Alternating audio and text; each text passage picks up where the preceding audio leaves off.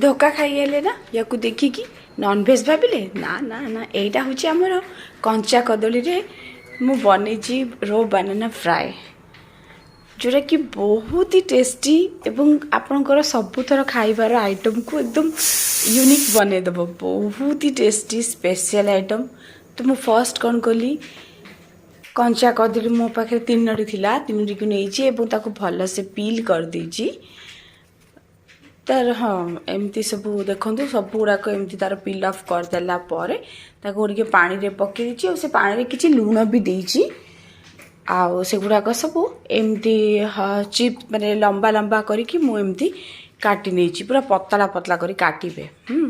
ताको किछि समय लुण पानी रे एमती बतरेकी रखिबे बा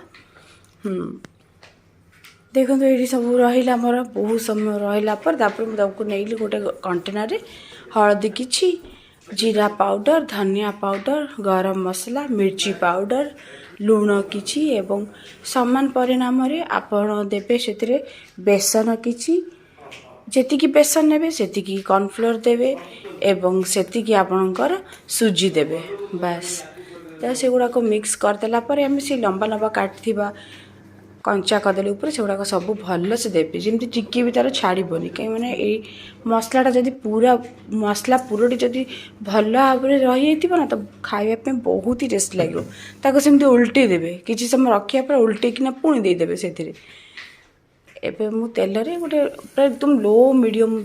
ऑयल रे ही आपन ताको छाणीबे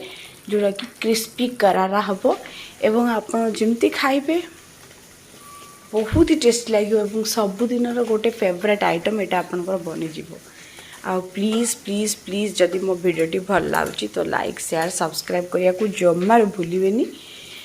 आपणकर गोटे लाइक